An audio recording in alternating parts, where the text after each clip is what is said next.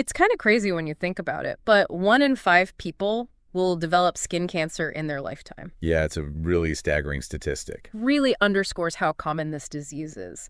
And that's why today we're taking a deep dive into a treatment called Mohs surgery. Right. You might be familiar with this if you're facing a skin cancer diagnosis, Uh-huh. or maybe you're just curious how it works. Either way, we've got tons of research and medical info to break down this procedure. Yeah, A procedure which, by the way, has a remarkably high success rate. it's true. It's a fascinating approach to treating certain types of skin cancer.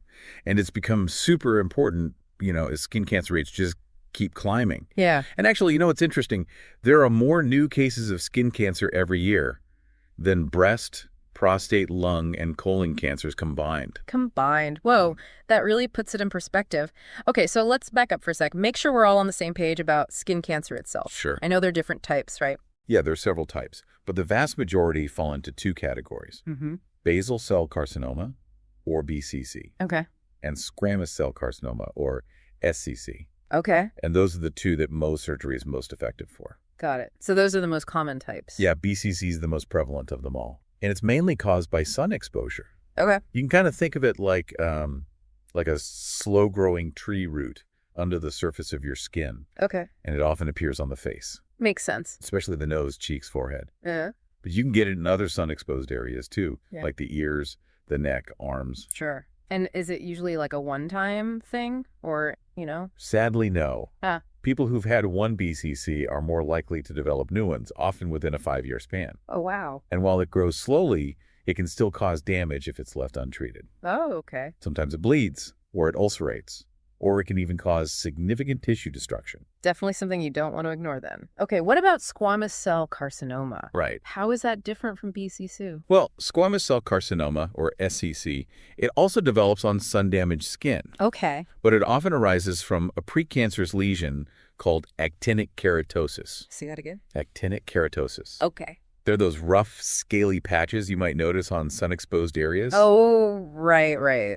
And like BCC, SCC can pop up anywhere on the body, but it's frequently found on the face, lips, ears, hands, even the chest and back. So with both of these, BCC and SCC, what you see on the surface, it might just be the tip of the iceberg. Yeah, that's a really good way to put it. There could be more to the tumor, extending below the surface. And that's where Mohs surgery comes in, right? Yeah. Like it's designed to get all of those cancerous cells, even the ones hiding below. Exactly. Mohs surgery is all about precision. It's the most accurate way to remove skin cancer while preserving as much healthy tissue as possible. It's kind of like a microscopic treasure hunt, where the surgeon meticulously examines each layer of tissue to make sure that every single cancer cell is gone. So it's not just about removing the tumor, it's about removing it with minimal damage to the surrounding skin. Exactly. And that's a huge part of why Mohs surgery has such a high cure rate. I mean, we're talking 97 to 99% for BCC and SCC, Wow. which is, significantly higher than other treatment methods. Yeah, those are really impressive numbers. Okay, I'm starting to get why Mohs is so effective. Yeah. But I'm still kind of curious about how it actually works. Is it a long and complicated procedure? Well, it's definitely more involved than a simple excision, but it's done in stages, and most people find it surprisingly tolerable. Stages, what does that mean? It means that instead of removing a large area of tissue all at once, the Mohs surgeon removes the tumor in thin layers, Oh, okay. like one layer at a time. And each layer is examined under a microscope to check for any remaining cancer cells. So it's like a very meticulous step-by-step process. That's exactly it. And that's what allows the surgeon to, remove all of the cancer cells while preserving as much healthy tissue as possible. Okay. So can we walk through those steps in a bit more detail? Sure. What actually happens when someone goes in for Mohs surgery? Well, first, the surgeon numbs the area around the tumor with a local anesthetic. So you'll be awake during the procedure, Okay. but you shouldn't feel any pain. So it's not like going under general anesthesia or anything? Not usually. It's all done right there in the doctor's office or at an outpatient surgical center. Okay. So once the area is numb, the surgeon will remove the visible part of the tumor Okay. along with a very thin layer of the surrounding tissue. So they're kind of being extra careful to get any cancerous cells that might be lurking just below the surface? That's exactly right. And this is where the stages come in. Okay. That thin layer of tissue that they just took, that's immediately taken to a lab where it's frozen, sliced incredibly thin, stained, and examined under a microscope by the Mohs surgeon. Wait, hold on. So the surgeon is actually doing the lab work too? Yep. That's a really key part of what makes Mohs surgery so precise. The Mohs surgeon is actually specially trained to both perform the surgery and also interpret those microscopic slides. Wow. So they're looking for any remaining cancer cells at the edges of that tissue sample. Okay. And if they find any, they know exactly where to go back and remove another layer of tissue. So they remove another layer, examine it under the microscope, and repeat the process until they get all clear margins. Yeah. And the beauty of this technique is that they're only removing tissue that actually contains cancer cells. They're not just taking like a wide margin around the tumor and hoping for the best. So it's a much more targeted approach, minimizing the amount of healthy tissue that has to be removed. Tremendously. Yeah. And that's what makes Mohs surgery so effective, especially for tumors in cosmetically sensitive areas like the face. Yeah, that makes a lot of sense. I'm starting to really understand why Mohs surgery is considered the gold standard for treating certain types of skin cancer. It really is a remarkable technique. But it's not just about the precision. It's also about the patient experience. But we'll talk more about that in part 2 of our deep dive. Sounds good. I'm already looking forward to it. Before we move on, are there any questions about the procedure itself that you want to clarify? This might sound like a silly question, but if they're removing these layers of skin one at a time, how do they know where to go back and take the next layer from? It seems like it would be easy to get lost, especially if the tumor is in a complex area like, say, the nose or ear. No, that's a great question. Yeah. And it actually highlights another key aspect of Mohs surgery, meticulous mapping. Okay. So before removing each layer, the surgeon carefully maps the surgical site. They'll use a special dye to mark the edges of the tissue sample. Okay. And then they create a detailed diagram that shows exactly where each piece of tissue came from. So it's like creating a roadmap of the surgical site. Precisely. And this roadmap is absolutely crucial because it guides the surgeon during the subsequent stages. Makes sense. So they can refer to that map. And they can pinpoint the exact spot where they need to remove more tissue if any cancer cells are found. Wow. So it's this combination of surgical skill and microscopic precision, all guided by this detailed roadmap of the tumor. Exactly. And it's that combination that makes Mohs surgery so effective at completely removing the cancer, while minimizing the impact on the surrounding tissue. Okay, that makes a lot of sense. I'm really impressed by the level of detail and care that goes into this procedure, but I also imagine that it takes, a bit of time to do all of this. It does, but it's often less time than you might think. Really? I was picturing spending like the entire day at the doctor's office. Well, while it can vary, depending on the complexity of the tumor, Sure. many Mohs surgeries are completed within a few hours. That's good to know. So you go in, they numb the area, they remove the visible tumor and a thin layer of tissue. Yeah. And then you wait while that tissue is processed and examined under a microscope. And if they find any remaining cancer cells, then they just repeat the process until they get those clear margins. That's the gist of it. And while you're waiting, you can, relax, read a book, even take a nap if you'd like. Well, a nap might be pushing it, but it's good to know there's some downtime built into the procedure. I was picturing like a very tense, high-pressure situation. Well, while the stakes are definitely high, when it comes to cancer surgery, Of course, yeah. the atmosphere during Mohs surgery is typically pretty relaxed. That's good to hear. And we'll talk more about the patient experience and what to expect before, during, and after Mohs surgery in part 2 of our deep dive. Perfect. I'm eager to share more about that. But before we move on, I want to address one other important aspect of Mohs surgery. Its cost. Ah, yes, the cost. I know that can be a major factor in treatment decisions. Absolutely. And it's true that Mohs surgery can appear more expensive upfront Oh, okay. compared to other treatments, Yeah. like simple excision or destruction techniques. So why is that? Well, remember, Mohs surgery involves specialized training for the surgeon. Okay. They need to be skilled in both the surgical technique and also microscopic analysis. Plus, you need a dedicated lab and staff to process and examine those tissue samples in real time. So there's more overhead involved. Exactly. And that's going to be reflected in the cost of the procedure. But here's the thing. Okay, I'm listening. While Mohs surgery might seem more expensive initially, it can actually be more cost-effective in the long run. Really?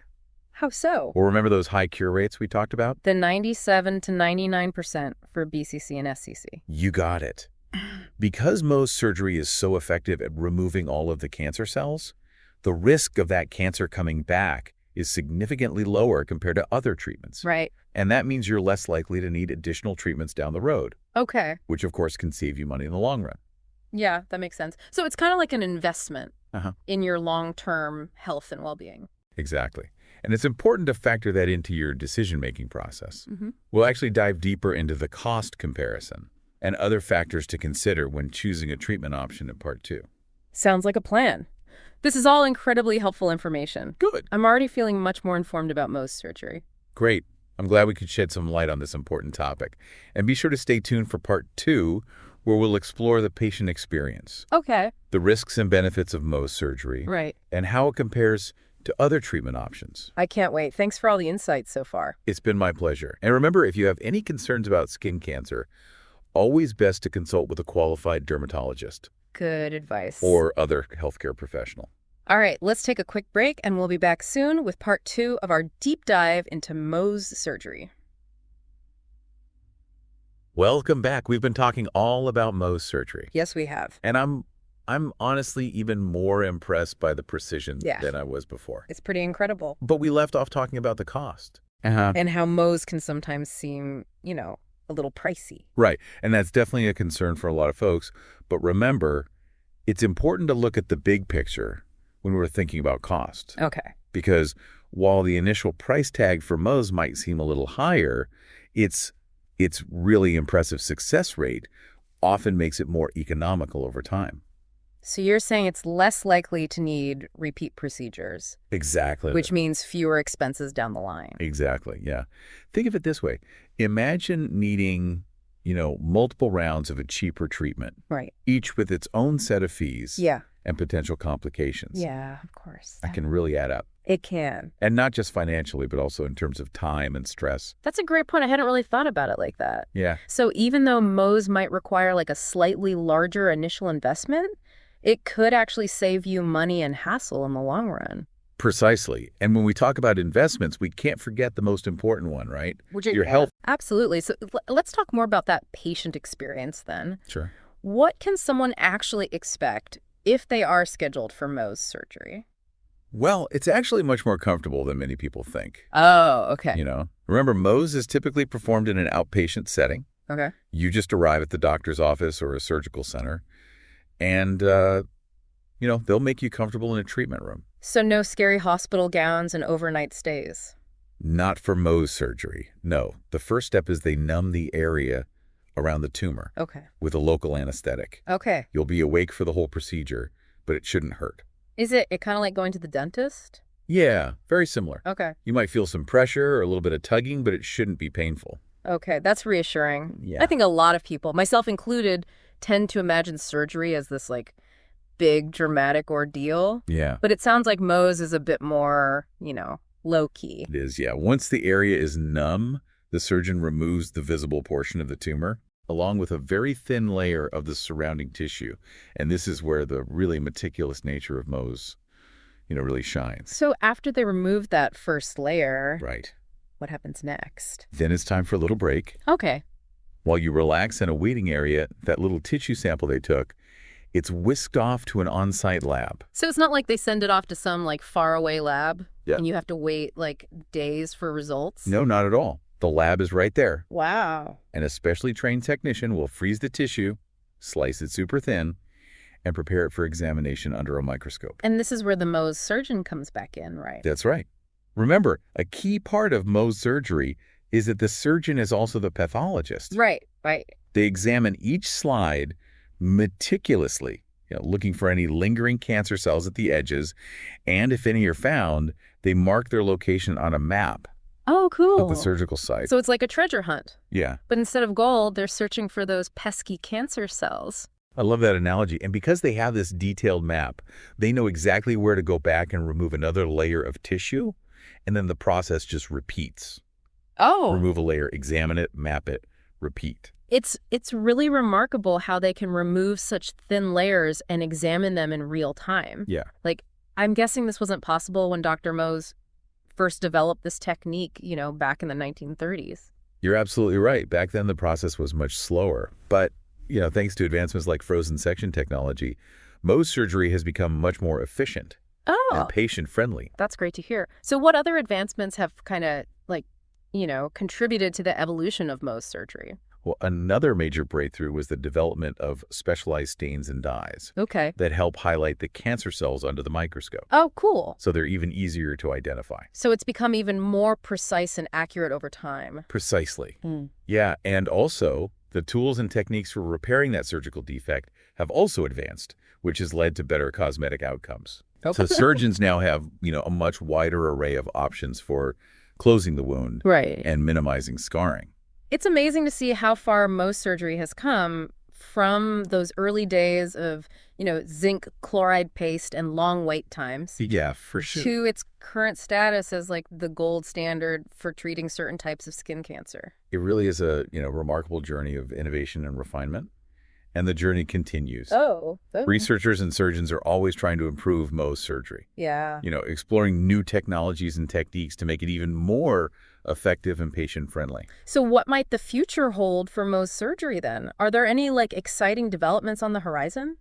Well, one really promising area is the use of artificial intelligence Oh, wow. to assist with the microscopic analysis of those tissue samples. Oh.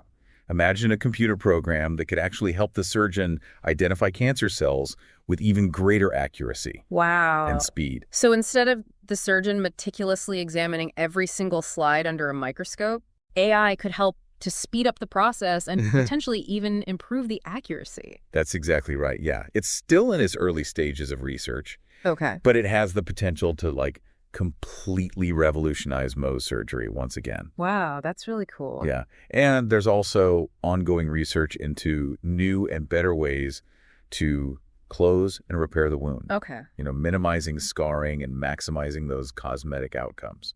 That's exciting to think about all the possibilities. Yes. So it seems like the future of Mohs surgery is really about making it even more precise, efficient, and, patient-centered. Absolutely. And it's all thanks to that pioneering spirit of Dr. Mohs, Yeah. whose vision and determination paved the way for this incredible advancement in skin cancer treatment. Well, this deep dive into Mohs surgery it's been truly eye-opening. We've learned so much about its fascinating history, Yeah. the intricate step-by-step process, and the amazing benefits it offers to patients. It's been my pleasure to share this journey of discovery with you. And I hope it's empowered you with a little bit more knowledge Yes. and maybe even a sense of hope, knowing that there are effective and innovative treatments out there for those who are, facing a skin cancer diagnosis. Absolutely. And to anyone listening, remember, early detection is key when it comes to skin cancer. 100%. So be sure to check your skin regularly, protect yourself from the sun, and see a dermatologist if you notice anything suspicious. That's great advice, yeah. And if you do find yourself facing a skin cancer diagnosis, Right. know that there are options available. Yeah. And Mohs surgery is one that's remarkably effective and can really help you get back to living your life to the fullest. I love that. Well said. Thanks for joining us on this deep dive into Mohs surgery. It's been my pleasure. We hope you found it informative and maybe even a little bit inspiring. Yeah, sure. Until next time, stay curious, stay informed, and most importantly, take care of yourselves. Yeah. Okay, we're back for the final part of our Mohs surgery deep dive, and I am ready for that history lesson you promised. It's pretty amazing to think this incredibly precise procedure has roots going all the way back to the 1930s. It really is. It's a real testament to Dr. Frederick Mohs, Yeah. the man behind this groundbreaking technique. Yeah. So paint us a picture. What was the medical landscape like back then when it came to treating skin cancer? Well, the standard approach to skin cancer back then involved removing a pretty wide margin of tissue around the tumor, just to be safe. Right. Surgeons kind of had to estimate, how far that cancer might have spread, so they often erred on the side of caution. Yeah, I can see how that would lead to removing a lot of healthy tissue, especially if the tumor was, somewhere on the face. Exactly.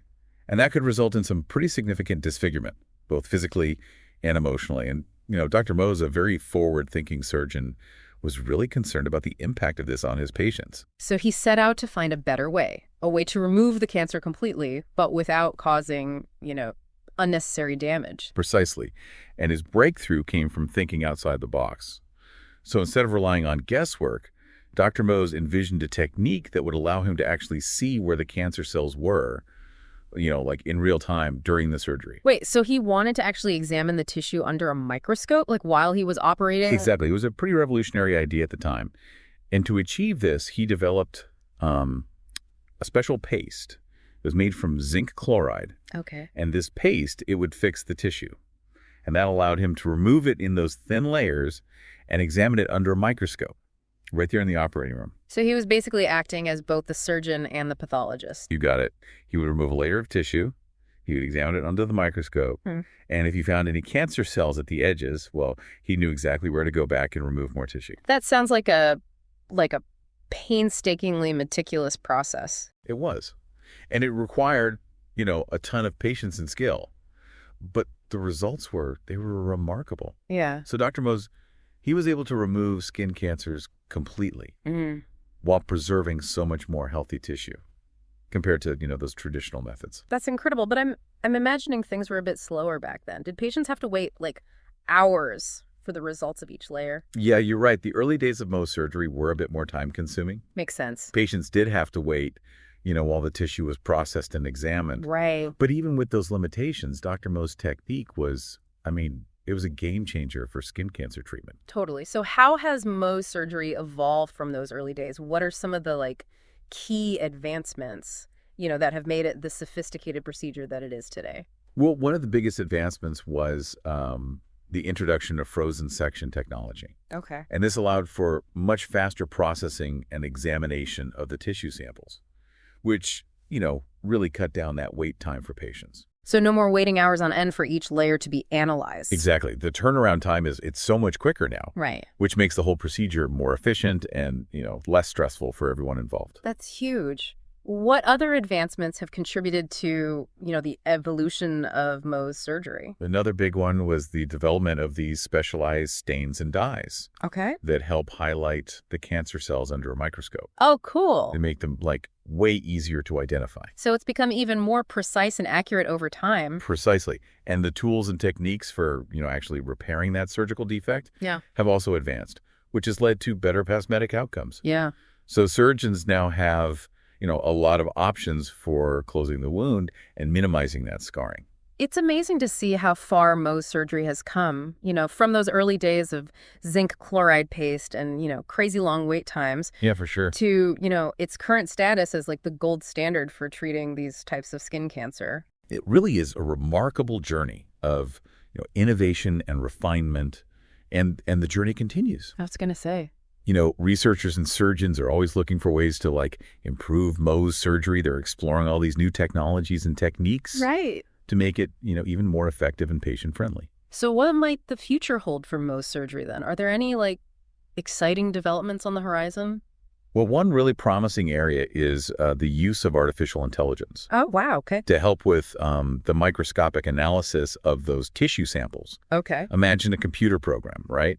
That could actually help the surgeon identify cancer cells with, even greater accuracy. Wow. And speed. So instead of the surgeon meticulously examining every single slide under a microscope, AI could help to, speed up the process and potentially even improve the accuracy. That's exactly right. And it's still early days or early stages of research. Sure. But it has the potential to totally revolutionize Mohs surgery once again. Yeah, that's really cool. And then there's also, ongoing research into new and better ways to close and repair the wound. Okay. Minimizing scarring and maximizing those cosmetic outcomes. It's so exciting to think about all the possibilities. It is. So it seems like the future of Mohs surgery is really all about making it even more precise and efficient and, patient-centered. Absolutely. Yeah. And it's really all thanks to Dr. Mohs. Yeah. Whose vision and determination really paved the way for this incredible advancement in skin cancer treatment. Well, this deep dive into Mohs surgery it's been truly eye-opening. Okay. We've learned so much about its fascinating history, the intricate step-by-step process, and, all the amazing benefits it offers to patients. Well, it's been my pleasure to share this journey of discovery with you. And I hope this has empowered you, with a little bit more knowledge. Oh, it definitely has. And a sense of hope, knowing that there are, these effective and innovative treatments out there for those who are, facing that skin cancer diagnosis. Absolutely. And to everyone listening, remember, Early detection is key when it comes to skin cancer. So make sure you're checking your skin regularly, protecting yourself from the sun, and seeing a dermatologist if you notice anything, suspicious. Great advice. Yeah. And if you do find yourself facing a skin cancer diagnosis, know that there are options out there. And Mohs surgery is a remarkably effective treatment that can really help get you back to living your life to the fullest. Well said. Thanks so much for joining us on this deep dive into Mohs surgery. We hope you found it informative and maybe even a little bit inspiring. Until next time, stay curious, stay informed, and most importantly, take care of yourselves.